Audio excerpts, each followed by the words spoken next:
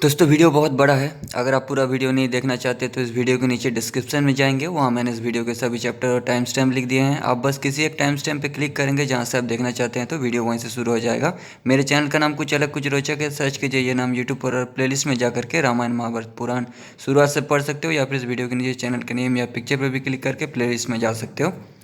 आज का चैप्टर है चित्रलेखा और नारद जी का संवाद। चित्रलेखा का नारद जी से तामसी विद्या ग्रहण कर अनिरुद्ध को सोनितपुर ले जाना, बाणासुर के साथ युद्ध, उनका नागपास में बनकर बंदी होना और नारद जी का द्वारका जाना। भीष्म जी कहते जन्मेजय तदनंतर द्वारकापुरी के पास पहुंचकर चित्रलेखा एक घर के पास खड़ी हो गई और अनिरुद्ध के पास संदेश भेजने के लिए कोई युक्ति सोचने लगी। वीडियो के नीचे लाल रंग का सब्सक्राइब लिखा हुआ है, उसको दबा के बेल आइकन ऑल कर लीजिए लेटेस्ट वीडियो अपडेट्स के लिए। बुद्धि से बोधव्य विषय का जो निश्चय होता है उसी का विचार करते हुए चित्रलेखा ने वहाँ नारद मुनि को देखा, जो समुद्र के जल से ध्यान लगाए बैठे थे।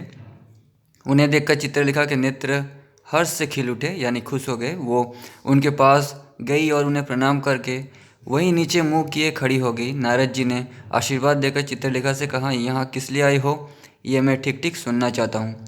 तो नारद जी सबको हेल्प भी करते थे, सही समय पे पहुँच भी जाते थे। वो विमान के जरिए ऊपर से देखते थे सबको, और जहाँ जिसको जो चाहिए वो जाके दे देते थे। उस समय एक विद्या होता था, एक मंत्र होता था जो गुरु से मिलता था, और नारद जी खुद भी एक बहुत बड़े गुरु थे, तो वही विद्या उनको देंगे। जब चित्रलेखा दोनों हाथ जोड़कर लोक पूजित दिव्य देवर्षि नारद से इस प्रकार बोली, तो चित्रलेखा क्यों यहाँ आई है ये हमने पिछले चैप्टर पे पढ़ा था, पिछले वीडियो पे आप देख सकते हैं प्लेलिस्ट में। तो भगवान मेरी बात सुनिए, मैं दूती होकर यहाँ आई हूँ। मुने मैं अनिरुद्ध को यहाँ से ले जाना चाहती हूँ, किस लिए ये मुझसे सुनिए। सोनितपुर नगर में जो बाण नाम से यानी बाणासुर नाम से प्रसिद्ध महान असुर है, उसके एक सुंदर अंग वाली कन्या है जो उषा के नाम से विख्यात है। भगवान वो प्रद्युम्न कुमार पुरुषोत्तम अनिरुद्ध के प्रति अनुरक्त है।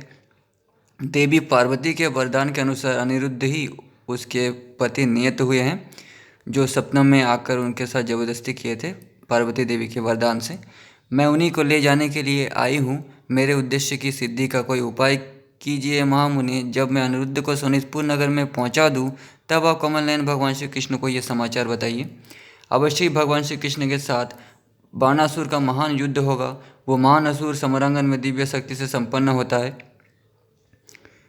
वो महान असुर जब शस्त्र भुजाओं से युक्त होकर युद्ध भूमि में पदार्पण करेगा, उस समय अनिरुद्ध उसे नहीं जीत सकते।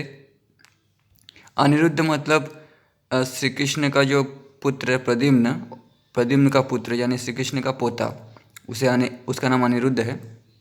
तो अनिरुद्ध बाणासुर को नहीं जीत सकता, माँ बाबू श्री कृष्ण ही उस पर विजय पा सकते हैं।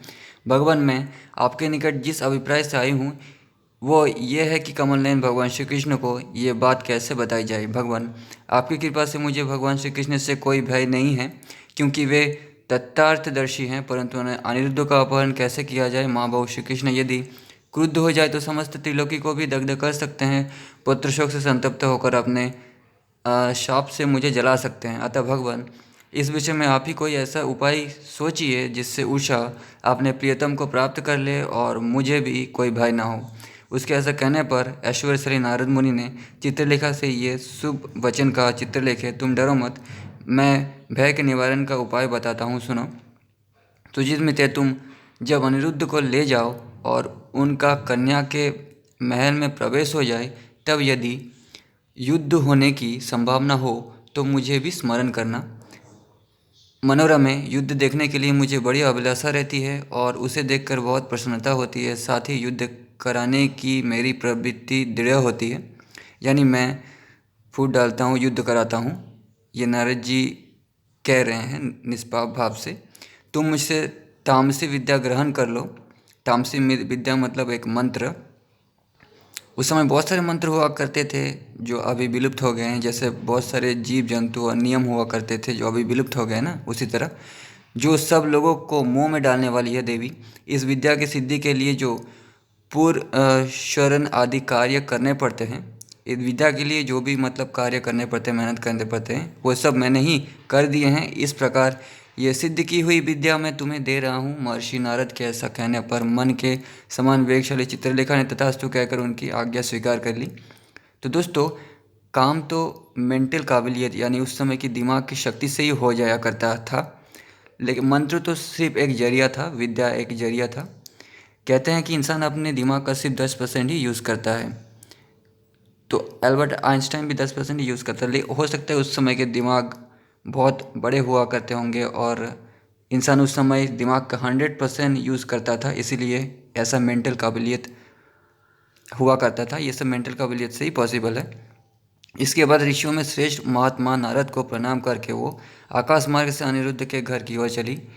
द्वारका के मध्य भाग में कामावतार प्रद्युम्न का सुंदर भवन था और उसी के समीप अनिरुद्ध का महल था, जिसमें चित्रलेखा ने प्रवेश किया। उस भवन में सोने की बेदियां बनी थी और सोने के ही खंभ लगे थे।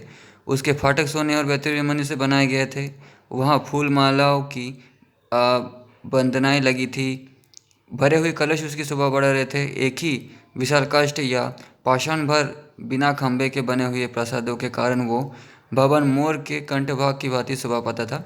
उस भवन में मणि और मूंगे इस प्रकार जड़े गए थे मानो उन्हीं के बने हुए बिछौने बिछे हुए हों। वहाँ देव गंधर्वों के संगीत की ध्वनि गूंज रही थी। चित्रलेखा ने उस भवन को देखा जहाँ प्रद्युम्न कुमार अनिरुद्ध सुखपूर्वक निवास करते थे। उनके उस विशाल भवन में सहसा प्रवेश करके श्रेष्ठ अप्सरा चित्रलेखा ने सुंदरी नारियों के मध्य भाग में अनिरुद्ध को देखा मानो ताराओं के बीच तारापति चंद्रमा उदित हुए हों। क्रीड़ा विहार के स्थान में इधर उधर बहुत सी सुंदरियाँ उनकी सेवा में लगी थी। वे मधु का पान करते हुए उत्कृष्ट शोभा से प्रकाशित हो रहे थे। धनाध्यक्ष कुबेर के समान वे एक श्रेष्ठ सिंहासन पर विराजमान थे। उनके सामने समताल में वाद्य बज रहा था, वो मधुर स्वर में गान हो रहा था, किंतु उस वाद्य और गान में उनका मन नहीं लगता था। वे उसी विषय का चिंतन कर रहे थे। सर्वगुण संपन्न सुंदरी स्त्रियां जहाँ तहाँ नृत्य कर रही थी, परंतु चित्रलेखा ने देखा अनिरुद्ध के मन को कभी भी संतोष नहीं प्राप्त होता है। ये ना तो भोगों के साथ रमते हैं और ना मधु का ही सेवन करते हैं। निश्चय ही इनके हृदय में भी वही स्वप्न चक्कर लगा रहा है। वो अपनी बुद्धि से वहीं इस निश्चय पर पहुंच गई और उसका भय दूर हो गया। श्रेष्ठ एवं सुंदरी स्त्रियों के बीच में इंद्रध्वज के समान शोभा पाने वाले अनिरुद्ध को देखकर मनुष्य चित्रलेखा मन ही मन इस प्रकार चिंता करने लगी, ये कार्य कैसे करना चाहिए, किस तरह करने से कल्याण प्राप्त होगा। इस तरह विचार करके सुंदर नेत्र वाली यशस्विनी चित्रलेखा ने अदृश्य होकर तामसी विद्या के द्वारा अनिरुद्ध के सिवा अन्य सबको आच्छादित कर दिया। फिर आकाश से ही शीघ्र आकर वो महल की छत पर खड़ी हो गई और प्रद्युम्न कुमार अनिरुद्ध से मधुर वाणी में ये स्नेहयुक्त वचन बोली। पहले दिव्य दृष्टि देकर उसने उन्हें अपने स्वरूप का दर्शन कराया। फिर एकांत प्रदेश में उनसे इस प्रकार कहना आरंभ किया, वीर यदुनंदन, आपके लिए सर्वत्र कुशल तो है ना? आपका दिन और प्रदोषकाल सुख से बीतत है ना? माँ बहू रति कुमार, मैं तुम्हारे लिए एक सूचना लाई हूँ, तुम इसे सुनो। मैं अपनी सखी उषा की बात ठीक ठीक बताऊंगी, जिसको आपने सपने में देखा और अपनी पत्नी बना लिया, वो आपको ही अपने हृदय में धारण करती है। उषा के भेजने पर ही मैं यहाँ आई हूँ। वो बेचारी बार बार रोती, अंगड़ाई लेती और लंबी सांस खींचती है। सौम्य, वो आपके दर्शन की बाट जोतती हुई काम के अधीन हो बड़ा कष्ट पा रही है। वीर, यदि आप उसके पास जाएं और मिले तभी वो जीवन धारण करेगी। यदि आपका दर्शन उसे नहीं मिला तो उसकी मृत्यु निश्चित है, इसमें कोई संशय नहीं है। यदुनंदन, यदि आपके हृदय में स्वस्थ नारियों ने स्थान बना लिया हो तो भी आपको चाहने वाली एक अनुरुक्त स्त्री का हाथ आपको अवश्य पकड़ना चाहिए। देवी पार्वती ने वरदान देते समय आप ही को उसका मनोवांछित पति प्रदान किया है। मैंने उसे आपका चित्रपट दिया है, उसी में आपके चिन्ह का अवलोकन करके वो जी रही है। यदुश्रेष्ठ, आप उसका मनोरथ पूर्ण करने के लिए दयालु बने। यदुनंदन, उषा आपके चरणों में सिर रखकर प्रणाम करती है। हम सखियाँ भी आपको माथा नवाते हैं आपके सामने। आप उषा की उत्पत्ति सुन ले, उसका कुल और शील जैसा है उसे भी जान ले। उसकी आकृति, स्वभाव और पिता का भी परिचय आपको देती हूँ। विरोचन कुमार बलि का वीर पुत्र बाण नामक महान असुर सोनितपुर का राजा है। उसका पुत्री उषा आपको पति बनाना चाहती है। उसका चित्त सदा आपके ही चिंतन में लगा रहता है। उसका जीवन भी आप ही है। देवी पार्वती ने आपको ही उसके लिए मन के अनुरूप पति दिया है। इसमें संशय नहीं है। सुंदर कटि प्रदेश वाली शुभ लक्षणा उषा आपके समागम की आशा लेकर ही प्राणों का धारण करती है। चित्रलेखा की बात सुनकर अनिरुद्ध ने उससे इस प्रकार कहा, शुभ ने, मैंने उसे सपने में देखा है, उसका परिणाम क्या हुआ ये मुझसे सुनो। मैं दिन रात उसके रूप, कांति, मति, संयोग, सुख और रोदन आदि सभी बातों का इसी तरह चिंतन करता हुआ मुंह में पड़ा रहता हूँ। चित्रलेखे, यदि मैं तुम्हारे अनुग्रह का पात्र हूँ और यदि तुम मुझसे मैत्री चाहती हो, यानी चाहती हो कि मैं तुम्हारा मित्र बनूं, तो मुझे अपने साथ ले चलो। मैं प्राण प्यारी उषा को देखना चाहती हूँ। मैं कामजनित ताप से संतप्त हूँ, अतः प्रियतमा के संगम की कामना से मैंने तुम्हारे सामने ये अंजलि बांध रखी है। मेरे स्वप्न को सत्य कर दिखाओ। अनिरुद्ध की ये बात सुनकर, तो मतलब जो स्वप्न उषा ने देखा था और वही सपना अनिरुद्ध ने भी देखा था। वो ज़बरदस्ती करने वाला जो सपना था, पिछले चैप्टर में पढ़ा था। अनिरुद्ध की ये बात सुनकर श्रेष्ठ अप्सरा चित्रलेखा मन ही मन यह कहने लगी कि आज मेरा क्लेश उठाना सफल हो गया। मेरी सखी ने जो वस्तु मांगी थी वो मुझे मिल गई। विष्णुपंच जी कैसे जन्मे अनिरुद्ध का मनोरथ जानकर भाविनी चित्रलेखा बहुत प्रसन्न हुई और बोली, अच्छा ऐसा ही करूँगी। अट्टालिका में स्त्रियों के बीच में बैठे हुए रन दुर्मत प्रद्युम्न कुमार अनिरुद्ध को अदृश्य करके उन्हें साथ ले चित्रलेखा आकाश में उड़ चली। ये जो विद्या है, ये जो मेंटल एबिलिटी है जिससे वो उड़ रही हैं, वो नारद जी ने दिया था। वो मन के समान वेगशालिनी थी। उसे सिद्धों और चरणों से सेवित आकाश मार्ग में आकर सहसा सोनितपुर में प्रवेश किया। वो कामरूपिणी अप्सरा अनिरुद्ध को माया से अदृश्य करके जहाँ महाभागा उषा थी वहीं गई। वहाँ उसने उषा को एकांत में विचित्र आभूषणों से विभूषित तथा विचित्र वस्त्रधारी देवतुल्य रूप वाले वीर अनिरुद्ध का दर्शन कराया। वहाँ अट्टालिका में सखियों के समीप बैठी हुई उषा अनिरुद्ध को देखकर चकित हो गई। उसने तत्काल उन्हें अपने महल के भीतर प्रवेश कराया। प्रियतमा का दर्शन करके उषा के नेत्र हर्ष से खिल उठे। स्वार्थ साधन में कुशल उषा ने अट्टालिका में ही स्थित हो अर्घ निवेदन करके यदुकुल नंदन अनिरुद्ध का पूजन किया। फिर चित्रलेखा को हृदय से लगाकर प्रिय वचनों के द्वारा उसे संतुष्ट किया। इसके बाद कामिनी उषा भय से व्याकुल हो तुरंत ही चित्रलेखा से बोली, कार्य साधन में कुशल सखी, इस कार्य को गुप्त कैसे रखा जाए? गुप्त रखने पर ही कल्याण हो सकता है, इसे प्रकाशित कर देने पर प्राणों पर संकट आ सकता है। तब चित्रलेखा बोली, सखी मेरा निश्चय सुनो, पुरुषार्थ द्वारा किए गए कार्य को देव क्षण भर में नष्ट कर देता है। यदि पार्वती देवी का कृपा प्रसाद तुम्हारे अनुकूल होगा तो आज माया द्वारा छिपा कर किए गए इस गुप्त कार्य को कोई नहीं जान सकेगा। सखी के ऐसा कहने पर उषा की चित्तवृत्ति स्थिर हुई। वो बोली, तुम्हारा कहना ठीक है। फिर उसने अनिरुद्ध से कहा, सौभाग्य की बात है कि सपने में आया हुआ वो चोर आज सुंदर पति के रूप में प्रत्यक्ष दिखाई देता है, जिसके लिए हम सब लोग खिन्न हो रही थी। दुर्बल प्रियतम आकांक्षा रखने के कारण सारी चिंता में पड़ गई थी। माँ बहू आपके लिए सर्वत्र कुशल तो है ना? स्त्रियों का हृदय कोमल होता है, इसलिए मैं आपका कुशल समाचार पूछ रही हूँ। उषा का वो अर्थ भरा स्नेहयुक्त वचन सुनकर यदुकुल सिंह अनिरुद्ध भी सुंदर अक्षरों से युक्त बात बोले। पहले उन्होंने अपने हाथ से आनंद के आंसुओं से भरे हुए नेत्रों वाली उषा के आंसू पोंछे, फिर हंसकर मुस्कुराते हुए वैसी बात बोले जो चित्त को चुरा लेती थी। बड़ा रोहे, तुम्हारे प्रसाद से मेरे लिए सर्वत्र कुशल है। बहुत कम बोलने वाली देवी, मैं तुम्हें ये प्रिय संवाद निवेदन करता हूँ। शुभ दर्शने, ये देश मेरे लिए पहले का देखा हुआ नहीं था। केवल एक बार रात को सपने में कन्याओं के अंतपुर में इसे जैसे देखा था वैसे ही आज भी यह दिखाई देता है। भीरू, तुम्हारे प्रसाद से ही मेरा इस प्रकार यहाँ आगमन हुआ है। रुद्र पत्नी उमा देवी की बात कभी मिथ्या नहीं होगी। भाविनी, पार्वती देवी का तुम पर बड़ा प्रेम है, ये जानकर तुम्हारा प्रिय करने के लिए ही मैं आज यहाँ आया हूँ। मुझ पर प्रसन्न हो, मैं तुम्हारी शरण में आया हूँ। अनिरुद्ध के ऐसे कहने पर सुंदर अलंकारों से अलंकृत हुई उषा अपने प्रियतम के साथ संयुक्त हो तुरंत ही गुप्त स्थान में जा पहुंची। उस समय वो भयभीत सी जान पड़ती थी। तदनंतर वे दोनों गंधर्व विवाह के नियमों से तत्परस्पर दाम्पत्य भाव स्वीकार करके एक दूसरे से मिले। जैसे चकवे दिन में समागम करते उसी प्रकार उन दोनों ने परस्पर रमन किया, यानी शारीरिक संबंध बनाया। तब दिव्य वस्त्र और अनुलेपन धारण करने वाली श्रेष्ठ नारी उषा अपने प्रियतम पति अनिरुद्ध से मिलकर बहुत ही प्रसन्न हुई। अनिरुद्ध के साथ रमन करती हुई अपनी पुत्री के विषय में उस समय बानासुर को कोई समाचार ज्ञात नहीं हुआ, परंतु बानासुर के द्वारा नियुक्त हुए जो गुप्तचर या पहरेदार थे, उन्होंने उसी क्षण ये जान लिया कि दिव्य माल्य, दिव्य वस्त्र, दिव्य हार और दिव्य अनुलेपन धारण करने वाले यदुकुल तिलक अनिरुद्ध ने उषा के साथ समागम किया है। तब उन गुप्तचरों ने कन्या का अपराध जिस तरह देखा था, वो सब शीघ्र ही बानासुर को निवेदन कर दिया। तब भयानक कर्म करने वाले शत्रुघाती बलिपुत्र वीर बानासुर ने किंकरों की सेना को आदेश दिया, सैनिकों, तुम सब लोग एक साथ जाओ और उस दुर्बुद्धि मनुष्य को मार डालो जिसने अपने हृदय को तो दूषित कर ही लिया था, हमारे कुल के सदाचार को भी कलंकित कर दिया।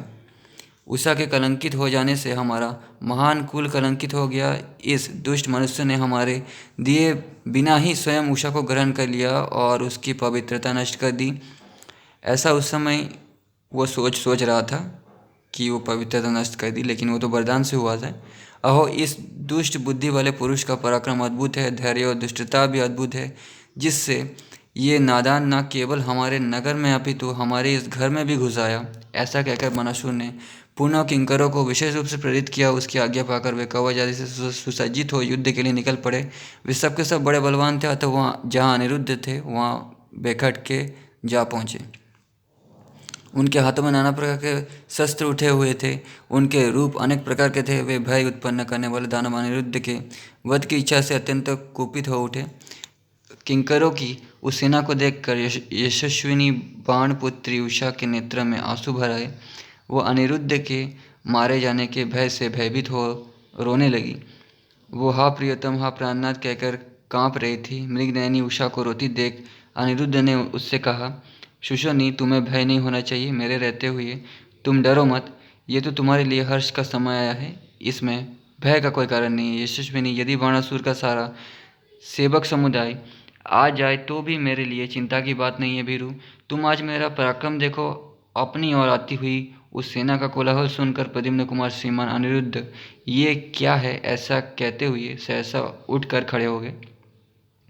तदनंतर उन्होंने देखा कि उस विशाल हृदय को चारों ओर से घेर कर नाना प्रकार के आयुधों से सुसज्जित हुई सेना खड़ी है। तब ये तुरंत ही कुपित हो अपने बल का भरोसा करके उस स्थान की ओर चल दिए जहाँ वो सेना घेरा डालकर खड़ी थी। उस समय उन्होंने अपने ओठ को दांतों तले दबा लिया था। इतने में ही बाणासुर के सैनिकों को युद्ध के लिए उपस्थित देख चित्रलेखा ने देवदर्शी नारद जी का स्मरण किया।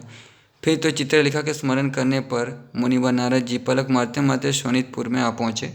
वहाँ आकाश में स्थित होकर उन्होंने अनिरुद्ध से कहा, वीर, तुम्हारा कल्याण हो, तुम डरना मत, मैं भी अब तुम्हारे नगर में आ पहुँचा हूँ। नारद जी को उपस्थित देख महाबली अनिरुद्ध ने उन्हें प्रणाम किया और प्रसन्नचित होकर वे युद्ध के लिए तैयार हो गए।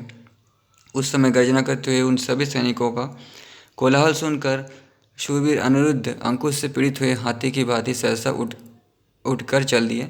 ओठ को दांतों से दबाकर महल से उतरते और अपनी ओर आते हुए महाबू अनिरुद्ध को देखकर कितने ही सैनिक भय से व्याकुल होकर भाग खड़े हुए। अंतपुर के द्वार पर खड़े हुए अनुपम परिक को हाथ में लेकर नाना प्रकार के युद्धों में कुशल अनिरुद्ध ने उन सैनिकों के वध के लिए उसे चलाया।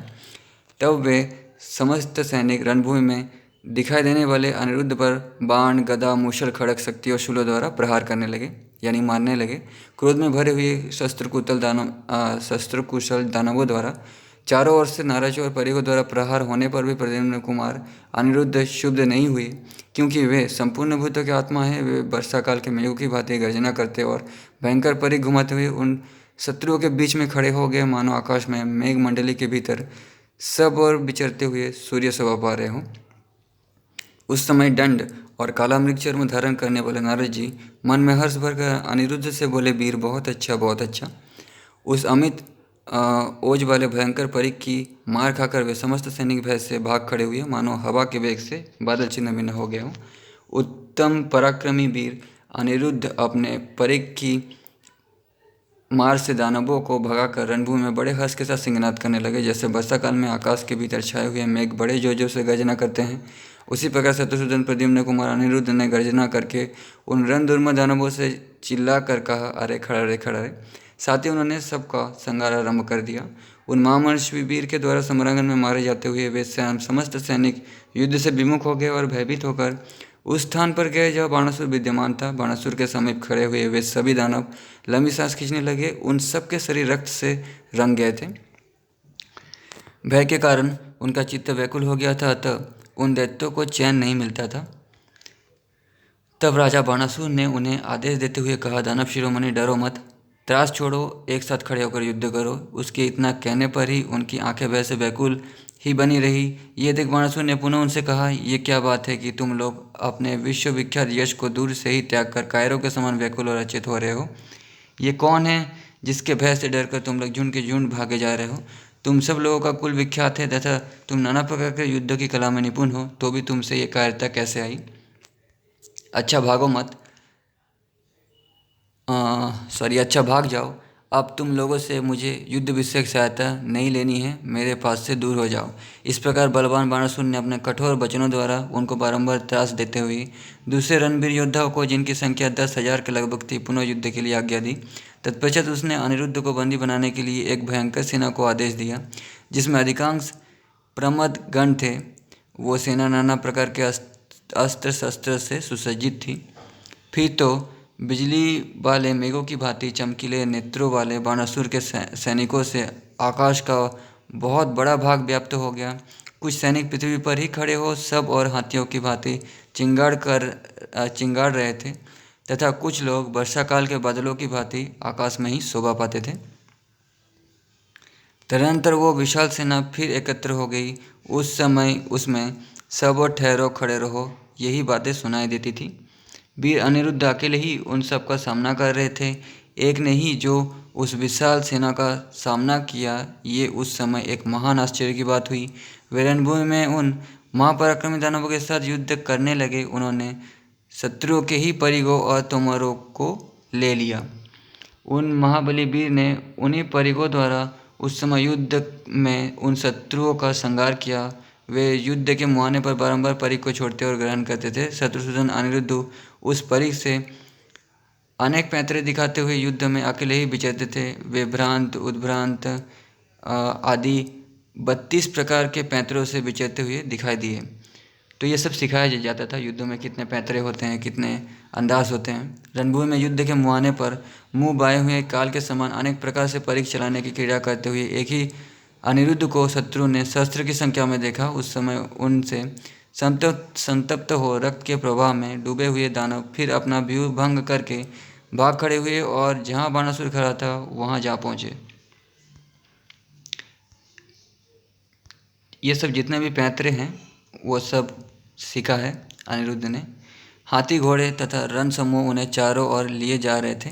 वे हतोत्साह दानव घोर अंतर्नाद करके संपूर्ण दिशाओं में भागे जा रहे थे। वे उस समय भय से पीड़ित हो भागते समय परस्पर एक एक के ऊपर चढ़ जाते थे तथा अधिक खेद के कारण युद्ध से विमुख हो रक्त वमन करते हुए पलायन कर रहे थे। पूर्व काल में देवताओं के साथ युद्ध करते समय भी उन दानवों को वैसा भय नहीं हुआ था जैसे समरांगन में अनिरुद्ध के साथ युद्ध करते समय हुआ था। कितने ही पर्वत शिखर के समान विशालकाय दानव हाथों में गदा, शूल और तलवार लिए रक्त वमन करते हुए पृथ्वी पर गिर पड़े। उस समय रणभूमि में पराजित हुए दानव भय से व्याकुल हो बाणासुर को वहीं छोड़कर विशाल आकाश में भाग गए। जैसे यज्ञ में संविदा पाकर अग्नि प्रज्वलित हो उठती है, उसी प्रकार उस समय अपने विशाल सेना को पूर्व रूप में भंग हुई देख बाणासुर क्रोध से जल उठा। इधर युद्ध में अनिरुद्ध के पराक्रम से प्रसन्न हुए नारद जी आकाश में सब और विचरते और उन्हें साधुवाद देते हुए नृत्य करने लगे। इसी बीच में अत्यंत क्रोधी और बलवान बाणासुर कुंभांड द्वारा नियंत्रित रथ पर आरूढ़ हो उसी रथ पर बैठा हुआ उस स्थान पर गया जहाँ अनिरुद्ध तलवार हाथ में लिए खड़े थे। बाणासुर अपने शस्त्र भुजाओं से पट्टिस, खड़ग, गदा, शूल और फरसे उठा सैकड़ों ध्वजों से युक्त देवराज इंद्र के समान शोभा पाता था, जिसकी अंगुलियों में गुदाचर्म के दस्ताने बंधे हुए थे। उन भुजाओं से नाना प्रकार के अस्त्र शस्त्र लिए वो महाबाहु दानवराज बड़ी शोभा पा रहा था। उसके नेत्र क्रोध से लाल हो रहे थे। वो क्रोध में भरकर सिंह के समान दहाड़ता और अपने विशाल धनुष को खींचता हुआ बोला, अरे खड़ा रे, खड़ा रे। बाणासुर की बात सुनकर और युद्धस्थल में उसके मुख पर दृष्टि डालकर अपराजित वीर प्रद्युम्न कुमार अनिरुद्ध हंसने लगे। बाणासुर का विशाल रथ 10 4000 हाथ के बराबर था। उसमें सैकड़ों छोटी छोटी घंटियाँ लगी थी, जिनकी ध्वनि सब और गूंजती रहती थी। उस रथ की ध्वजा पताकाएँ लाल रंग की थी तथा उस रथ के प्रत्येक अवयव पर ऋग्य नामक मृग विशेष का चमड़ा मरा हुआ था। उस महाकाय दानवों के रथ में एक सहस्त्र घोड़े जुटे हुए थे। ठीक उसी तरह जैसे पूर्व काल में देवासुर संग्राम के अवसर पर हिरण्यकशिपु के रथ में जोटे गए थे। यदुकुल दिनक अनिरुद्ध ने जब उस दानव को आक्रमण करते देखा तब वे युद्ध के लिए हर्ष और उत्साह से भर गए तथा महान तेज से संपन्न हो गए। जैसे पूर्व काल में आदिदेवता हिरण्यकशिपु का वध करने के लिए उद्यत हुए भगवान नरसिंह शोभा पाते थे, उसी प्रकार संग्राम की लालसा से ढाल और तलवार धारण किए स्वस्थ भाव से खड़े हुए वीर अनिरुद्ध सुशोभित होते थे। उस समय बाणासुर ने अनिरुद्ध को ढाल और तलवार लिए अपने सामने आते देखा। उन्हें केवल ढाल और तलवार धारण किए पैदल आते देख उन्हें मार डालने की इच्छा से बाणासुर को अनुपम हर्ष प्राप्त हुआ। कवच से रहित तथा केवल खड़ग हाथ में लिए होने पर भी यादव वीर अनिरुद्ध बाणासुर को ये अजय है ऐसा मानते हुए भी निशंक हो उसके सामने युद्ध के लिए खड़े हुए। विजय से सुशोभित होने वाला महाबली बाणासुर कुपित हो रणभूमि में अनिरुद्ध से बोला, इसे पकड़ो मारो। उस समरांगण में इस तरह बोलते हुए बाणासुर की बात सुनकर हंसते हुए प्रद्युम्न कुमार ने क्रोधपूर्वक उसकी ओर देखा। वहाँ भय से संतप्त हो रोती हुई भाभिनी उषा को सांत्वना देकर अनिरुद्ध हंसते हुए युद्ध के लिए खड़े हो गए। तदनंतर समरभूमि में कुपित हुए बाणासुर ने अनिरुद्ध के वध की इच्छा से उन पर चारों ओर से शुदक्र नामक बाण समूह का प्रहार आरंभ किया, किंतु अनिरुद्ध ने उसे पराजित करने की इच्छा रखकर उसके सारे बाणों को तलवार से ही काट डाला। तब बाणासुर ने पुनः रणभूमि में अनिरुद्ध के वध की अभिलाषा से उसके सिर पर सब ओर से शूद्रक नाम वाले बाण समूह की वर्षा आरंभ कर दी। उस समय उसके हजारों बाणों को ढाल से ही इधर उधर करके अनिरुद्ध उसके सामने खड़े हो उदय काल के सूर्य की भांति शोभा पाने लगे। रणभूमि में बाणासुर का तिरस्कार करके यदुनंदन अनिरुद्ध उसी तरह निर्भय खड़े रहे जैसे वन में सिंह अपने सामने एक हाथी को देखकर निर्भय खड़ा रहता है। तदनंतर बाणासुर ने अपराजित वीर प्रद्युम्न कुमार को मर्मभेदी शीघ्रगामी तेज किए हुए पहने बाण समूह द्वारा घायल कर दिया। उस बाण समूह से घायल होकर अनिरुद्ध ढाल और तलवार लिए बाणासुर पर टूट पड़ा। उन्हें आक्रमण करते देख उस असुर ने तीखे सहायकों से उन पर और भी चोट की। झुकी हुई गांड वाले बाणों से अत्यंत घायल होने पर महाभाव अनिरुद्ध क्रोध से जल उठे और दुष्कर कर्म करने की इच्छा करने लगे। बाणों की वर्षा से आच्छादित हो अनिरुद्ध के सारे अंग खून से लथपथ हो गए। इस तरह पराभव प्राप्त होने से अनिरुद्ध का क्रोध बहुत बढ़ गया और वे बाणासुर के रथ की ओर चल दिए। उस समय तलवारों, मुशलों, शूलों, पट्टिसों, तोमरों और बाण समूह से अत्यंत घायल होने पर भी प्रद्युम्न कुमार कंपित नहीं हुए। सहसा क्रोधपूर्वक उछलकर उन्होंने बाणासुर के रथ के हर्षे को काट दिया और युद्ध के मुहाने पर तलवार से ही उसके घोड़ों को मार डाला। तब युद्ध मार्ग के ज्ञान में निपुण बाणासुर ने पुनः पट्टिसों, तोमरों और बाणों की वर्षा करके अनिरुद्ध को ढक दिया। अब ये मारा गया ऐसा जानकर वे दैत्य गर्जना करने लगे। इतने ही में अनिरुद्ध सहसा कूद कर रथ के पार्श्व भाग में खड़े हो गए। तब कुपित हुए बाणासुर ने रणभूमि में एक घोर एवं भयानक शक्ति हाथ में ली जो अग्नि के समान प्रज्वलित हो रही थी। वो घोर शक्ति घंटाओं की मालाओं से व्याप्त थी। उसका तेज अग्नि और सूर्य के समान जान पड़ता था तथा वो यमदंड के समान भयानक दिखाई देती थी। उस दैत्य ने निर्भय होकर जलती हुई उल्का के समान वो शक्ति अनिरुद्ध पर चला दी। उस समय जीवन का अंत कर देने वाली उस शक्ति को अपने ऊपर आती देख पुरुष प्रवर महाबली अनिरुद्ध ने उछलकर तत्काल उसे पकड़ लिया और उसी शक्ति से बाणासुर को वितीर्ण कर डाला। वो शक्ति उसके शरीर को वितीर्ण करते हुए पृथ्वी में समा गई। उस शक्ति की गहरी चोट से पीड़ित हो बाणासुर ने ध्वज दंड का सहारा ले लिया। उसे मूर्छित हुआ देख कुबांड ने उससे कहा, दानवराज, इस प्रकार उद्यत हुए शत्रु की उपेक्षा किस लिए करते हो? इस वीर ने अपना लक्ष्य पा लिया है, अतः आज निर्विकार दिखाई देता है। मायाकार से लेकर युद्ध करो, अन्यथा ये मारा नहीं जा सकता। तुम अपनी और मेरी भी रक्षा करो, प्रमादवश उपेक्षा क्यों करते हो? इसको अभी मार डालो, कहीं ऐसा ना हो कि ये हम सब लोगों का नाश कर डाले। यदि तुम सावधान नहीं हुए तो ये अन्य सैकड़ों वीरों को मारकर उषा को भी लेकर चला जाएगा। कुबंड के वचनों से इस प्रकार प्रेरित हुआ वक्ताओं में से दानवराज बाण अत्यंत कुपित हो ये रुखी बात बोला, ये लो, मैं अभी रणभूमि में इसे मौत के हवाले कर देता हूँ, जो इसके प्राण हर लेगी। जैसे गरुड़ सर्प को दबोच लेती उसी प्रकार मैं भी इसे अपने काबू में कर लूँगा। ऐसा कहकर रथ, ध्वज, घोड़े और सारथी सहित बाणासुर गंधर्व नगर के समान वहीं अंतर्धान हो गया। वो मायाधारी बलवान दानव स्वयं छिपकर अनिरुद्ध पर पहने बाणों की वर्षा करने लगा। बाणासुर का अदृश्य हुआ जान अपराजित वीर अनिरुद्ध पुरुषार्थ से युक्त हो दशों दिशाओं की ओर देखने लगे। तब क्रोध में भरे हुए मायाधारी बलिपुत्र बलवान बाणासुर ने तामसी विद्या का आश्रय ले छिपे रहकर तीखे बाणों का प्रहार आरंभ किया। उस समय प्रद्युम्न कुमार अनिरुद्ध सर्पाकार बाणों द्वारा चारों ओर से बन गए। उनका शरीर सर्प समूह से बारंबार आवेष्टित हो गया। युद्ध में सारे अंग सर्पों से वेष्टित एवं बद्ध हो जाने के कारण प्रद्युम्न कुमार अनिरुद्ध निश्चेष्ट कर दिए गए और वे मेनाक पर्वत की भांति अचल भाव से खड़े हो गए। मुख से आग उगलने वाले सर्पों के शरीर द्वारा जब सब ओर से अवेष्टित एवं चेष्टाहीन हुए अनिरुद्ध उस रणभूमि में पर्वत के समान प्रतीत होते थे। सर्पमुख बाणों द्वारा सब ओर से परिवेष्टित हो अपना प्रयत्न और गति अवरुद्ध हो जाने पर भी सर्वभूतात्मा अनिरुद्ध मन में व्यथित नहीं हुए। तब रोष में भरे हुए बाणासुर ने कठोर वचनों द्वारा अनिरुद्ध को फटकारा। फिर उसने ध्वज का सहारा लेकर अमरयुक्त हो ये बात कही, कुबांड, इस कुलांगार का शीघ्र वध कर डालो। जिस दूषित हृदय वाले दुष्ट ने संसार में मेरे यश को कलंकित कर दिया। बाणासुर के ऐसे कहने पर मंत्री कुबांड ने कहा, राजन, इस विषय में मैं कुछ कहना चाहता हूँ। यदि आपकी इच्छा हो तो मेरी उस बात को सुन ले। पहले इस बात को जान लीजिए, ये किसका पुत्र है और कहाँ से यहाँ आया है, अथवा इस इंद्रतुल्य पराक्रमी वीर को कौन यहाँ ले आया है। राजन, मैंने इस महासमर में युद्ध करते समय इसकी और बारंबार देखा है। ये युद्धभूमि में देव कुमार के समान क्रीड़ा करता सा दिखाई देता था। दैत्य प्रवर, ये बलवान, धैर्य संपन्न तथा संपूर्ण शस्त्र विद्याओं में प्रवीण है, अतः वध रूप दोषों का पात्र नहीं है।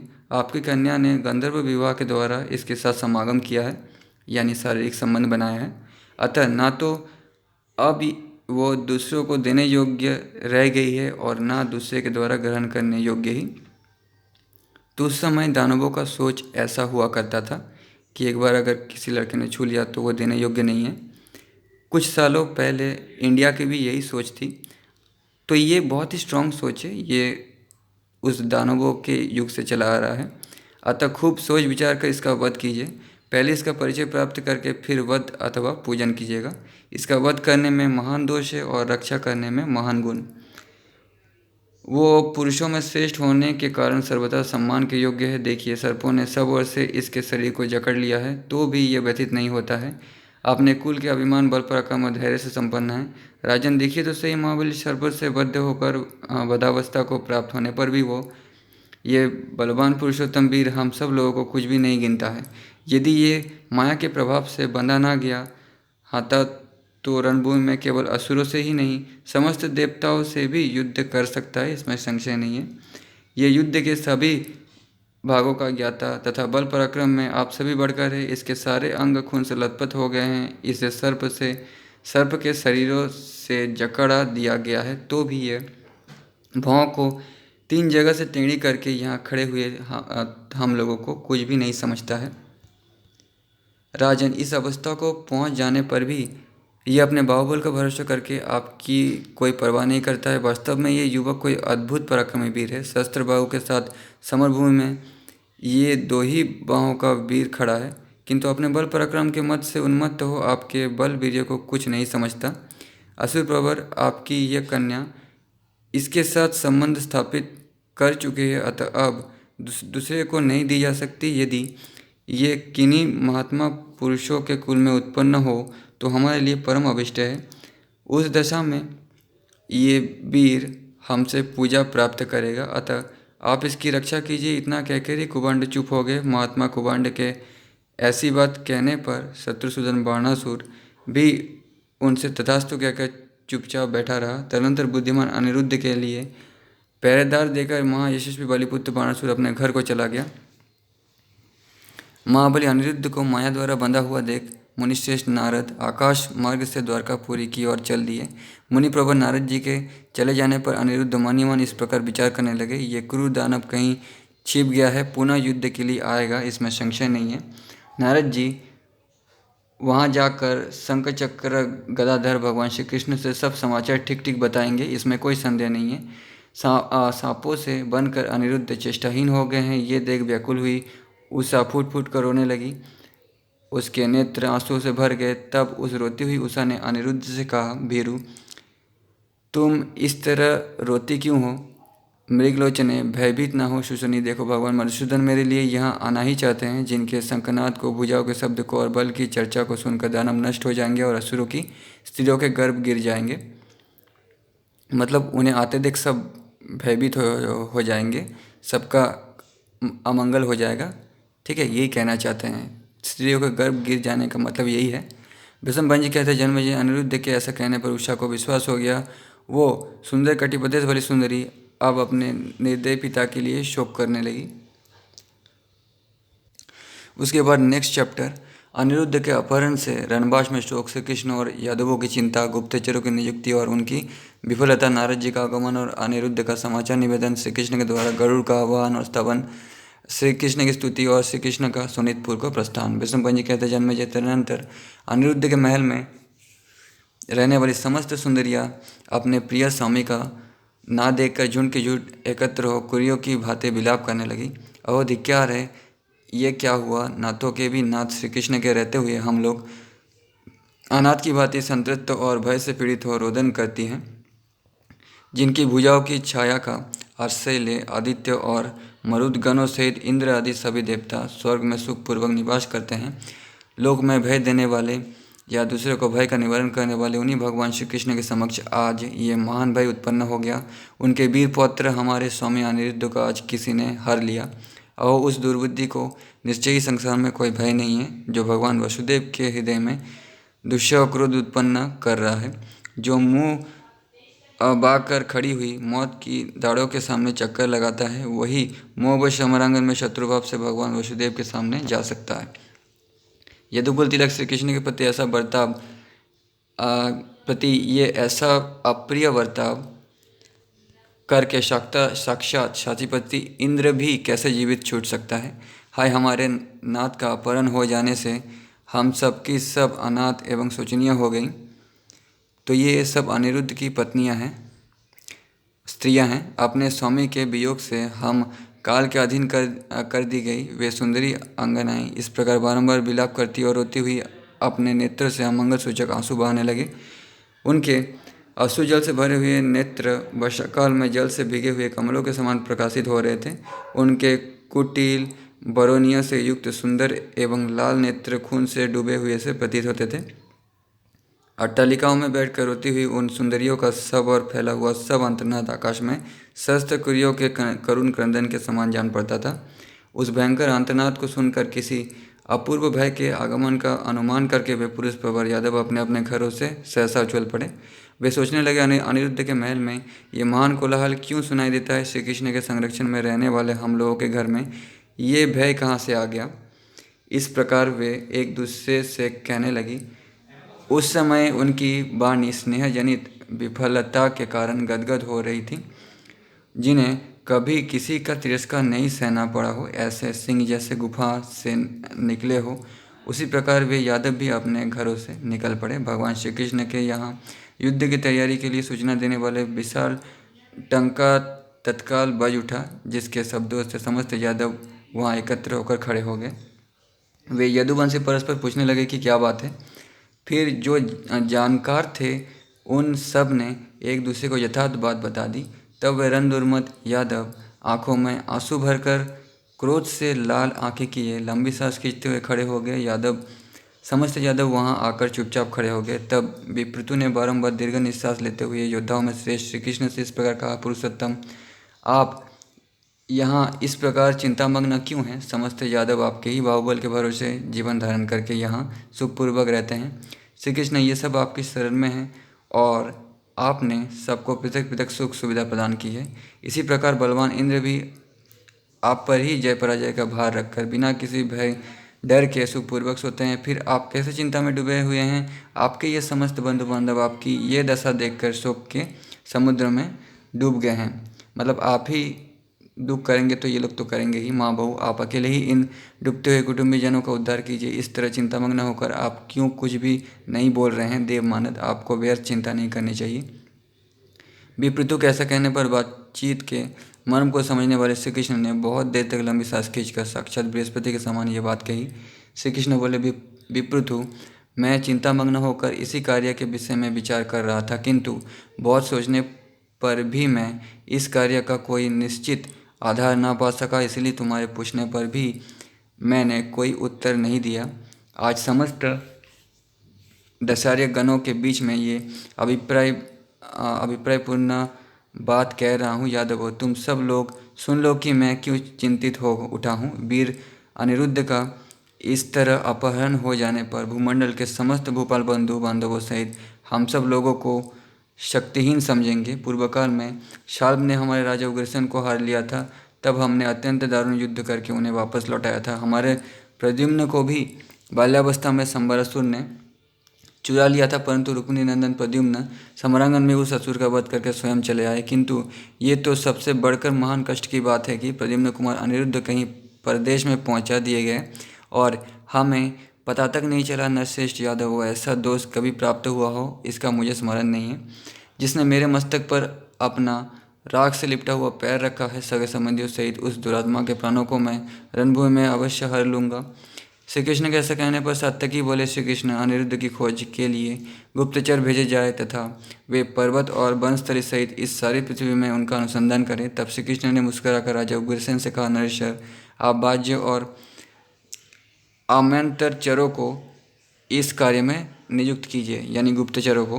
भीष्म जी कहते हैं, जन्मेजय, भगवान श्री कृष्ण का ये वचन सुनकर राजा उग्रसेन बड़ी उतावली के साथ उठे। उन्होंने अनिरुद्ध की खोज के लिए तत्काल प्रकट एवं गुप्तचर नियुक्त कर दिए। यशस्वी भूपाल महामना उग्रसेन ने चारों को नियुक्त करके उनके लिए घोड़े और रथ भी दे दिए और वहाँ आज्ञा दी, तुम लोग भीतर बाहर सब और अनिरुद्ध को ढूंढो। घोड़ों पर सवार हो शीघ्रतापूर्वक जाकर बेनुमान, लताबिष्ट, रेवतक और ऋक्षबान पर्वत पर उनकी खोज करें। वहाँ का एक एक उद्यान और जंगल झाड़ी छान डालो। उद्यानों में सब और बैठक के चले जाना। हजारों घोड़ों और बहुसंख्यक रथों पर आरूढ़ हो तुम सब लोग बड़ी उतावली के साथ यदुनंदन अनिरुद्ध का पता लगाओ। तदनंतर सेनापति अनावृष्टि ने अनायासी महान कर्म करने वाले अच्युत श्री कृष्ण से डरते डरते से इस प्रकार कहा, प्रभु श्री कृष्ण, यदि आपको जचे तो मेरी बात भी सुने। बड़ी देर से मेरे मन में ये बात आ रही थी कि मैं आपसे कुछ कहूँ। आपके द्वारा अभिलाषा और पुलोमा मारे गए, निशुंद और नरक काल के गाल में डाल दिए गए, शौभ विमान और उसके स्वामी राजा सल भी नष्ट कर दिए गए, मेंद और द्वित भी मारे गए, महान असुर हयग्रीव सगे संबंधियों सहित आपके हाथ से मारा गया। देवताओं के लिए वैसे वैसे अत्यंत भयंकर युद्ध आपने किए हैं गोविंद। प्रत्येक रण क्षेत्र में आपने ये सारे कर्म पूर्ण रूप से संपन्न किए हैं, किंतु आपका साथ देने वाला कोई नहीं है। श्री कृष्ण, पारिजात का हरण करते समय आपने जो दुष्कर कर्म किया था वो सबसे महान था। आपके द्वारा किया गया ये पारिजात हरण रूपी कर्म परिणाम सहित सबसे उत्कृष्ट है। श्री कृष्ण, उस समय आपने अपने बाहुबल से ऐरावत की पीठ पर बैठे हुए युद्ध विशारद इंद्र को भी पराजित कर दिया। पराजित नहीं, ड्रॉ हुआ था, टाई हुआ था दोनों का युद्ध। लेकिन जबकि श्री कृष्ण ज्ञान में सुप्रीम है तो ऐसा बोलना धर्म है, कर्तव्य है। अतः इसमें कोई संशय नहीं कि देवराज इंद्र आपके साथ बैर कर सकते हैं। उनका आपके साथ महान बैर बांधना अवश्य संभव है। अतः अनिरुद्ध का अपहरण स्वतः इंद्र ने ही किया है। दूसरे किसी में इस तरह का बैर का बदला लेने की शक्ति नहीं हो सकती। उनके ऐसी बात कहने पर बुद्धिमान भगवान श्री कृष्ण ने हाथी के समान उच्चवास लेकर महाबली अनादिति से इस प्रकार कहा, तात सेनापति, ऐसी बात ना कहो। देवता ऐसा नीच कर्म करने वाले नहीं होंगे। वे ना तो अकृतज्ञ होते हैं, ना कायर, ना घमंडी होते हैं और ना मूर्ख। देवताओं के लिए ही मेरा दानव संहार के निमित्त महान प्रयत्न होता रहा है। उन्हीं का प्रिय करने के लिए मैं रण में अभिमानी और महाबली असुर का वध करता हूँ। मैं शरीर से उन देवताओं के हित में तत्पर रहता हूँ, मन से उन्हीं का हित चिंतन करता हूँ, उनमें भक्तिभाव रखता हूँ और उन्हीं का प्रिय करने में लगा रहता हूँ। मुझे ऐसा जानकर भी वे मेरे साथ दुर्व्यवहार क्यों करेंगे? देवता शुद्धता से रहित सत्यवादी और भक्तजनों पर सदा कृपा करने वाले होते हैं, उनसे पाप नहीं हो सकता। तुम विवेक शून्य होने के कारण उनके संबंध में उपयुक्त बात इस तरह बात कह रहे हो। कदाचित ये संभव हो सकता है कि किसी पुंगली स्त्री ने यहाँ आकर अनिरुद्ध का अपहरण किया हो। इंद्र सहित देवताओं में से किसी के द्वारा ऐसा कर्म नहीं बन सकता। मतलब किसी किसी स्त्री ने अनिरुद्ध को अपहरण किया हो, ऐसा हो सकता है, वैष्णव पंत जी कहते हैं। मतलब जो जो भी अनिरुद्ध के साथ अनिरुद्ध को पाना चाहता है वही स्त्री ने ऐसा किया होगा, ऐसा कह रहे हैं। पुंगली स्त्री का मतलब यही होता है। वैष्णव पंत जी कहते हैं, राजन ऐसा विचार करते हुए अद्भुत कर्म श्री कृष्ण का ये वचन सुनकर अर्थयुक्त वचन बोलने में चतुर अक्रूर ने संयुक्त वाणी में मधुर स्वर से कहा, प्रभु इंद्र का जो कार्य है ये निश्चय ही हम लोगों का भी है। इसी प्रकार जो हमारा कार्य है ये वो सचिवते इंद्र का भी है। देवताओं को हमारी रक्षा करनी चाहिए और हमें देवताओं की, क्योंकि हम लोग भी देवताओं के लिए ही मानव शरीर में आए हैं। अक्रूर के इन वचनों से प्रेरित होकर मधुसूदन भगवान श्री कृष्ण ने पुनः स्निग्ध गंभीर वाणी में कहा, महायशस्वी अक्रूर जी, प्रद्युम्न पुत्र अनिरुद्ध का अपहरण देवताओं, गंधर्वों, यक्षों और राक्षसों ने नहीं किया है। निश्चय ही ये किसी व्यभिचारिणी स्त्री का काम है, पुंगली स्त्री का काम है। दैत्य और दानवों की जो पुंगली स्त्रियां हैं वे माया में निपुण होती हैं, यानी छल करने में निपुण होती हैं। उनके द्वारा अनिरुद्ध का अपहरण हुआ है, इसमें संदेह नहीं है। दूसरे किसी से यह भय नहीं प्राप्त हुआ है। वैष्णव जी कहते हैं, राजन महात्मा श्री कृष्ण के ऐसी बात कहने पर यदुमंडल में जो कुछ हुआ था उसको ठीक से जान लेने पर वहाँ श्री कृष्ण की प्रशंसा से भरा हुआ महान शब्द प्रकट हुआ। यदुपति श्री कृष्ण के महल में सबके हर्ष को बढ़ाता हुआ सूतों, मागधों, बंदियों का तथा वो मधुर घोष सबको सुनाई देने लगा। इतने ही में वे सब गुप्तचर सब ओर से खोज करके सभाद्वार पर लौट आए और धीरे धीरे गदगद वाणी में इस प्रकार बोले, राजन सारे उद्यान, गुफाएं, पर्वत, धर्मशाले, नदियाँ और सरोवर छान डाले गए। एक एक स्थान पर 100 बार खोजी गई, परंतु कहीं भी अनिरुद्ध नहीं दिखाई दिया। राजन दूसरे चर भी भगवान श्री कृष्ण के पास आकर कहने लगे, प्रभु हमें भी देशों का पता है, सर्वत्र खोज हमने भी की है, किंतु कहीं भी प्रद्युम्न का पता नहीं लग रहा है।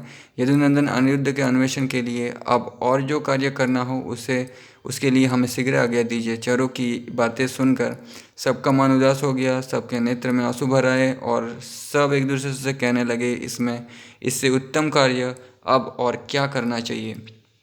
किसी ने क्रोधवश दांतों से ओठ दबा लिए, किन्हीं के नेत्रों में आंसू भर आए और कोई भौहें टेढ़ी करके कार्य सिद्धि के उपाय पर विचार करने लगे। इस प्रकार चिंतन करते हुए उन यादवों के मुख से अनेक तरह की बातें निकली। अनिरुद्ध कहाँ गए, इस प्रश्न को लेकर सबके हृदय में महान दुख उत्पन्न हो गया। शत्रुदमन नरेश उस समय कुपित और खिन्न हुए यादव एक दूसरे का मुंह देखने लगे। अनिरुद्ध के अपहरण की बार बार चर्चा करते हुए उन्होंने उदास मन से किसी तरह वो रात बिताई। इस तरह आपस में बात करते हुए ही उनकी रात बीत गई और प्रातःकाल आ गया। तदनंतर महाबाहु श्री कृष्ण के भवन में सबको जगाने के लिए बड़े जोर जोर से भांति भांति के बाजे बजने लगे और शंख की भी गंभीर ध्वनि होने लगी। तत्पश्चात निर्मल प्रभात में यानी सुबह में जब सूर्यदेव का उदय हुआ, उस समय अकेले नारद जी ने हंसते हुए से वहाँ यादवों की सभा में प्रवेश किया। श्री कृष्ण के साथ एकत्र हुए समस्त यादवों की ओर देखकर उन्होंने जय हो कहकर श्री कृष्ण का समादर किया। फिर उग्रसेन आदि ने नारद जी का पूजन किया। इसके बाद रणधुर्मत भगवान श्री कृष्ण ने उदास मन से उठकर नारद जी को एक गौ समर्पित की। स्वागत सत्कार के पश्चात जब नारद जी सब प्रकार के बिछनों से ढके हुए शुभ्र आसन पर सुखपूर्वक बैठ गए, तब वे यथोचित रीति से ये अर्थयुक्त वचन बोले। नारद जी ने कहा, आज क्या बात है कि समस्त यादव इस तरह चिंतामग्न उत्साहहीन होकर चुपचाप बैठे हैं। महात्मा नारद की इस तरह पूछने पर भगवान श्री कृष्ण बोले, भगवान इसका कारण सुनिए। उत्तम व्रत का पालन करने वाले ब्राह्मण यहाँ रात्रि के समय किसी ने अनिरुद्ध का अपहरण कर लिया है। उन्हीं के लिए हम सब लोग यहाँ चिंतित चित्त हो गए हैं। श्री कृष्ण भी चिंता कर रहे हैं और नारद जी को बोल रहे हैं कि अनिरुद्ध कहाँ है। शायद नारद जी को पता होगा, क्योंकि सारी बातें नारद जी ही श्री कृष्ण को बताया करते थे। पिछले चैप्टर में हमने पढ़ा था। निष्पाप मुनि भगवान, यदि ये वृत्तांत आपने कहीं सुना या देखा हो तो अच्छी तरह बताइए, ये मेरा प्रिय विषय है। महात्मा केशव की ऐसी बात कहने पर नारद जी उठकर हंस पड़े और इस प्रकार बोले, मधुसूदन सुनिए। एक महासमर में एक और अकेले अनिरुद्ध थे और दूसरी ओर सेना सहित बाणासुर था। इन दोनों में महान देवासुर संग्राम के समय बड़ा भारी युद्ध हुआ था। अप्रमित बलशाली बाणासुर की एक पुत्री है जिसका नाम उषा है। उसी के लिए चित्रलेखा अप्सरा शीघ्रतापूर्वक अनिरुद्ध को हर ले गई। वहाँ अनिरुद्ध और बाणासुर दोनों में अत्यंत भयंकर महान युद्ध हुआ ठीक उसी तरह जैसे देवासुर संग्राम में बलि और इंद्र का युद्ध हुआ था। मैंने भी उस महान एवं अद्भुत युद्ध को अपनी आंखों देखा है। युद्ध से पीछे न हटने वाले बाणासुर ने भयभीत होकर माया का सहारा लिया और नागपाश से महाबली अनिरुद्ध को बांध लिया। गरुड़ ध्वज। उस समय उसने अनिरुद्ध के वध की आज्ञा दे दी, परंतु उसके मंत्री कुंभांड ने उसे वैसा करने से रोक लिया। युद्ध में आसक्त हुए बाणासुर ने माया का सहारा लेकर सर्पमय बाणों द्वारा कुमार अनिरुद्ध को बांधा है। अतः अब आप वश यश और विजय के लिए शीघ्र उठिए। तात विजय की अभिलाषा रखने वाले वीरों के लिए ये अपने प्राणों को बचाकर बैठने का समय नहीं है। वीर पुरुष प्राणों के कुछ संकट में पड़ जाने पर धैर्य का सहारा लेकर शत्रु के सामने डटा रहता है। वैशंपायन जी कहते हैं, राजन, उनके ऐसा कहने पर पराक्रमी एवं प्रतापी वीर वसुदेव नंदन श्री कृष्ण ने रण यात्रा के लिए उपयुक्त सामग्री तैयार करने की आज्ञा दे दी। तदनंतर महाबाहु जनार्दन यात्रा के लिए घर से बाहर निकले। उस समय उनके ऊपर चारों ओर से चंदन पूर्ण और लावा बिखरे जा रहे थे। इतने में नारद जी बोले, माधव, विनीतानंदन, गरुड़ का स्मरण कीजिए, गरुड़ को बुलाइए। महाबाहु, उनके सिवा दूसरा कोई उस मार्ग पर नहीं जा सकता। जनार्दन, मेरी बात सुनिए, जिस मार्ग पर आपको चलना है वो अत्यंत दुर्गम है। तो गरुड़ एक पक्षी हुआ करता था, एक बहुत बड़ा चिड़िया था। चिड़िया जैसे था गरुड़, ठीक है, रामायण में भी वर्णन मिलता है। और उस समय ऐसी प्रजातियाँ हुआ करती थी जो बहुत बड़ी थी और इंसान उसके ऊपर चढ़कर जाया करते थे। प्रद्युम्न कुमार अनिरुद्ध इस समय जहाँ विद्यमान है, यानी जहाँ हैं, वो सोइतपुर यहाँ से 11,000 योजन की दूरी पर है। गोविंद, महापराक्रम एवं प्रतापी विनीतानंदन गरुड़ मन के समान वेगशाली हैं, यानी बहुत फास्ट हैं वो। आप उन्हीं का आह्वान कीजिए, वे ही आपको वहाँ पहुँचाएंगे। वे एक ही मुहूर्त में आपको बानासुर के सामने उपस्थित कर देंगे। वैशंपायन जी कहते, राजन, नारद जी का ये वचन सुनकर भगवान श्री कृष्ण ने उस समय गरुड़ का स्मरण किया। स्मरण करते ही वे श्री कृष्ण के पास आकर हाथ जोड़कर खड़े हो गए। तो ये सब मेंटल एबिलिटी से, मानसिक शक्ति से हुआ करता था। एक दूसरे को याद करने से वो पता लग जाता था और वो आ जाता था। कहते हैं कि इंसान अपने दिमाग का 10% ही यूज़ करता है। हो सकता है उस समय के लोग 100% यूज़ करते होंगे। मंत्र, विद्या, ये सब तो बहाने थे, मेंटल एबिलिटी बढ़ाने का एक ज़रिया था। महात्मा वसुदेव को प्रणाम करके महाबली गरुड़ उनसे स्नेहयुक्त मधुर वाणी में बोले। गरुड़ ने कहा, पद्मनाभ महाबाहु, आपने किस लिए मेरा स्मरण किया है? यहाँ आपको मुझसे क्या काम है, उसे मैं ठीक ठीक सुनना चाहता हूँ। तो वो संस्कृत में बातें करते थे, इसलिए पक्षी भी ऐसी बातें करते होंगे, और वो भाषा लुप्त हो गई, इसलिए पक्षी भी आज बात नहीं कर सकते। प्रभु आज्ञा दीजिए, मैं अपने, या फिर शायद हो सकता है वो लोग दिमाग से बात कर रहे हैं, मन से बात कर रहे होंगे। प्रभु आज्ञा दीजिए, मैं अपने पंखों के प्रहार से या फिर टेलीपैथी से बात कर रहे होंगे, उस पुरी का नाश कर डालूं। गोविंद, आपके प्रभाव से मेरे बल को कौन नहीं जानता है। वीर महाबाहु, कौन मूढ़ चित्त पुरुष आपकी गदा के वेग और सुदर्शन चक्र के तेज को नहीं जानता, वो अपने घमंड के कारण नष्ट हो जाएगा। प्रभु, बनमालाधारी बलराम जी सिंह के से मुख वाले अपने हल का प्रहार आज किस पर करने वाले हैं? किसका शरीर आज छिन्न भिन्न होकर पृथ्वी पर गिरने वाला है? माधव, आप अपनी शंकर ध्वनि से किसके प्राणों को मोहित करने वाले हैं? ये कौन है जो आज परिवार सहित यमलोक में जाना चाहता है? बुद्धिमान विनीतानंदन गरुड़ के ऐसा कहने पर वसुदेव नंदन श्री कृष्ण बोले, भक्तों में श्रेष्ठ गरुड़, सुनो। बलि के पुत्र बाणासुर ने अपराजित वीर प्रद्युम्न कुमार अनिरुद्ध को उषा के साथ संबंध स्थापित करने के कारण सोनितपुर में बंदी बना लिया है। काम पीड़ित अनिरुद्ध को उसने प्रचंड विष वाले सर्पों के समान बांध रखा है। पक्षीराज, उन्हीं अनिरुद्ध को बंधन से छुड़ाने के लिए मैंने तुम्हारा आह्वान किया है। वेग में तुम्हारी समानता करने वाला दूसरा कोई नहीं है। तुम पक्षियों में सबसे श्रेष्ठ हो। कश्यप नंदन, तुम्हारे सिवा दूसरे किसी के लिए भी उस मार्ग पर चलना असंभव है। तो किसी से अगर कुछ काम करवाना होता था तो उसकी तारीफ करना पड़ता था, ये धर्म था, ये कर्तव्य था। जहाँ प्रद्युम्न कुमार अनिरुद्ध निवास करते हैं वहाँ शीघ्र मुझे पहुँचा दो। वीर विदर्भ राज रुक्मिणी की पुत्री शुभांगी, जो तुम्हारी पुत्रवधू लगती है, अपने पुत्र से मिलने की इच्छा रखकर रो रही है। तुम्हारी कृपा से ये भाविनी अपने पुत्र से मिल सके, ऐसा प्रयत्न करो।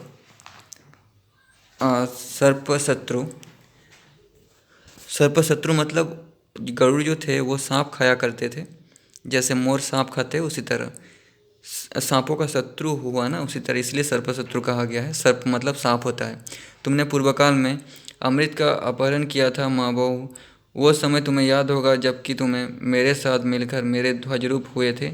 ये समस्त विष्णुवंशी तुम्हारे भक्त हैं। पक्षीराज, आज तुम हमारी मैत्री और भक्ति का आदर करो। तुम्हारे वेग की समानता करने वाला दूसरा कोई नहीं है, दूसरे पक्षी भी तुम्हारे समान नहीं है। सर्पनाशन गरुड़, मैं पुण्य की शपथ खाकर तुमसे ये बात कह रहा हूँ। गरुड़ जो पूर्व काल में जब माता बिनता दासीभाव को प्राप्त हुई थी, उस समय तुमने अकेले ही उनका उद्धार किया था।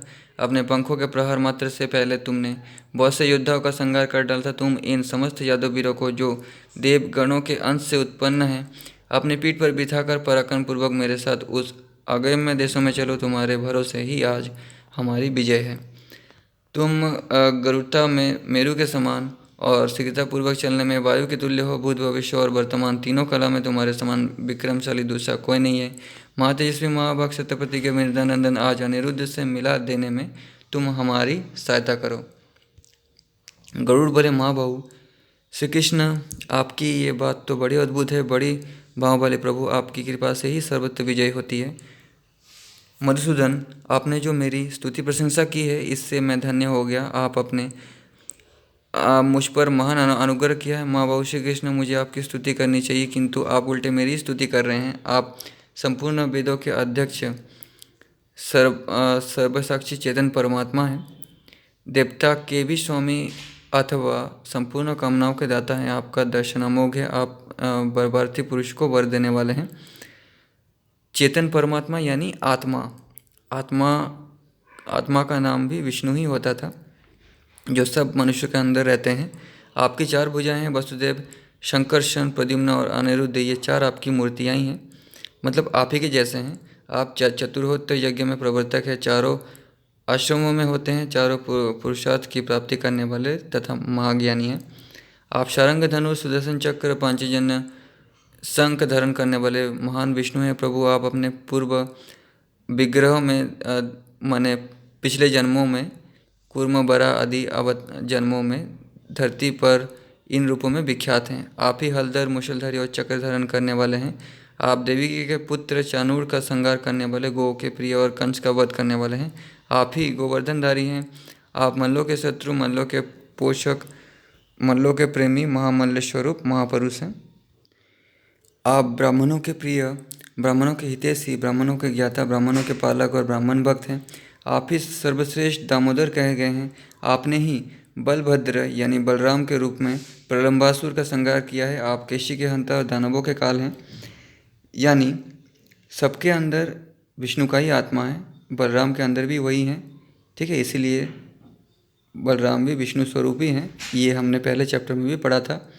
मतलब जो भगवद गीता में कृष्ण कहते हैं ना, सब कुछ मैं ही हूँ, तो सब कुछ जो भी महान कर्म या पाप कर्म करते हैं, उनके अंदर सब आत्मा रूप से विष्णु ही विद्यमान है। एक ही आत्मा से इतने सारे आत्मा निकले हैं इंसानों के अंदर जो आत्मा होते हैं। आप ही अशीलोमा का वध किया है। आप ही बाली या रावण का विनाश करने वाले और विभीषण को राज्य देने वाले भगवान श्री राम हैं। सुग्रीव को राज्य प्रदान करने वाले भी आप ही हैं। आपने ही वामन रूप धारण करके बलि के राज्य का अपहरण किया है। आप कस्तूप और लक्ष्मी नामक रत्नों का ग्रहण करने वाले हैं। आप ही समुद्र के गर्भ से उत्पन्न धरंतरी नामक महारत्न हैं। आप ही वरुण नाम से विख्यात है। आप ही सरिताओं की उत्पत्ति के स्थान मेरु हैं। आप नंदक नामक खड्ग धारण करने वाले द्वंद्वी और धनुर्धरों में महान श्रेष्ठ वीर हैं। आप दशहरे नाम से विख्यात है। आपका धनुष विशाल है। आप धनुष के प्रेमी हैं, उत्तम व्रतधारी श्री कृष्ण। आप ही गोविंद नाम से प्रसिद्ध और आप ही समुद्र हैं। आप आकाश और तप हैं। आप ही समुद्र का मंथन करने वाले हैं। अनेक फलों से युक्त स्वर्ग आपका ही स्वरूप है। आप ही स्वर्ग में विचरने वाले महान पुरुष हैं। आप ही महान मेघ हैं। आपसे ही बीजों की सिद्धि होती है। आप ही क्रोध आदि के रूप में तीनों लोगों को मत्ते रहते हैं। आप क्रोध, लोभ और मनोरथ रूप हैं। आप महान परमेश्वर ही कामनाओं के दाता और समस्त धनुषों को धारण करने में समर्थ कामदेव हैं। तो कामदेव भी आप ही हैं और प्रद्युम्न भी आप ही हैं, क्योंकि प्रद्युम्न भी कामदेव का ही अवतार है। सबके अंदर आत्मा विष्णु रूप ही है। आप ही संहारक और उत्पादक हैं। विष्णु का एक और नाम आत्मा भी है, तथा आप ही प्रलय और रक्षा के स्थान हैं। महादेव, आप ही सब रूपों के ज्ञाता ब्रह्मा हैं। आप ही रूपवान मधुसूदन विष्णु हैं। आप ही असंख्य गुणों से ईश्वर शिव हैं। यदुवर यानी शिव के अंदर आत्मा भी आप ही हैं। आप स्वयं ही स्तुति के योग्य हैं। तो भी मेरी स्तुति करना चाहते हैं। ये कितनी आश्चर्य की बात है। जिन घोर प्राणियों को आपने रोषपूर्ण दृष्टि से देखा है, वे यमदंड से मारे गए हैं और पशु पक्षियों की योनियों एवं नरक में गिरने वाले हैं। तो मतलब सब लोग आत्मा से ही कनेक्टेड हैं, हर इंसान आत्मा से ही कनेक्टेड है, इसलिए सब में एकता होनी चाहिए, ऐसा ही संदेश मिलता है। परंतु जिन प्राणियों को आपने बड़े प्यार से देखा है, वे सब यह लोक में हो या परलोक में सर्वथा स्वर्गलोक में ही जाने के अधिकारी हैं। माँ बहू, ये मैं आपकी आज्ञा के अधीन होकर सब प्रकार से आपके शासन में स्थित हूँ। तदनंतर गरुड़ ने प्रस्थान की मुद्रा बनाकर भगवान श्री कृष्ण से कहा, महाबली वीर, आप अब यह मैं आपकी सेवा में खड़ा हूँ, आप मेरी पीठ पर आरूढ़ होइए। यह सुनकर माधव ने गरुड़ को कंठ से लगाकर कहा, सखे, शत्रु के विनाश के लिए ये अर्घ ग्रहण करो। इस प्रकार परम प्रसन्नता पूर्वक अर्घ देकर शंख चक्र गदा और खड़ग धारण करने वाले महाबाहु पुरुषोत्तम श्रीहरि गरुड़ पर आरूढ़ हुए। तत्पश्चात काले केशों वाले बलराम जी श्री कृष्ण के पास आकर हर्षपूर्वक बैठ गए। विष्णु स्वरूप श्री कृष्ण वर्ण से भी कृष्ण ही थे, यानी उनका रंग कृष्ण काला था। उन्होंने अपने हाथों में उत्तम मलय कड़े धारण कर रखे थे। दोस्तों, महाभारत में 4 कृष्ण हैं। एक है अर्जुन, दूसरा कृष्ण, तीसरा वेद व्यास और चौथा द्रौपदी। और ये चारों ही काले कृष्ण वर्ण के थे और चारों का नाम ही कृष्ण था। उनके मुखों में 4 दाढ़ें सुशोभित थी। वे 4 भुजाएं धारण किए हुए थे। 6 अंगों सहित चारों वेदों के ज्ञाता थे।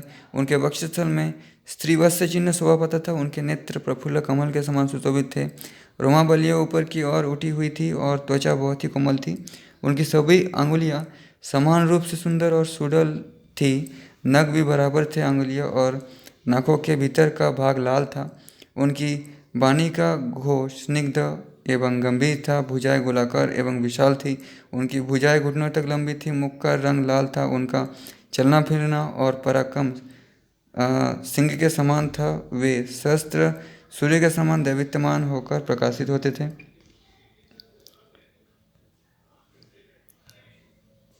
जो सर्वव्यापी भूत भवन प्रभु संपूर्ण विश्व के आत्मा रूप से प्रकाशित होते हैं, जिन्हें वामन अवतार के समय प्रजापति कश्यप ने प्रसन्न होकर अनिमा आदि 8 गुणों से युक्त ऐश्वर्य प्रदान किया है, वो प्रजापति साध्यों और देवताओं में सनातन पुरुष माने जाते हैं।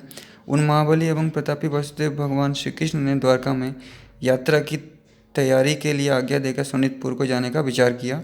उस समय सूत मानद बंदीजन और वेद वेदांग के पारंगत विद्वान महाभाग महर्षिगण दिव्य स्रोतों द्वारा उनकी स्तुति कर रहे थे। पहले भगवान श्री कृष्ण गरुड़ पर आरूढ़ हुए थे। उनके पीछे हलधर बलराम जी और बलराम जी के भी पीछे शत्रुघ्न प्रद्युम्न गरुड़ पर बैठे थे। माँ बहू, आप बाणासुर को तथा उनके जो अनुयायी हो उनको भी रणभूमि में पराजित कीजिए। महासमर में कोई भी आपके सामने ठहर नहीं सकता। आप प्रसाद में लक्ष्मी का अटल निवास है और पराक्रम में विजय प्रतिष्ठित हैं। आप रणभूमि में अपने शत्रु देवराज बाण को उनके सैनिकों सहित परास्त कर देंगे। इस प्रकार अंतरिक्ष में सिद्ध और चरणों के समुदाय तथा संपूर्ण महर्षियों की कही हुई बातें सुनते हुए भगवान केशव युद्ध के लिए प्रस्तुत हुए। नेक्स्ट चैप्टर श्री कृष्ण के साथ बाणासुर का युद्ध, ये हम नेक्स्ट वीडियो पे बात करेंगे। वीडियो बहुत बड़ा हो गया है इस वीडियो।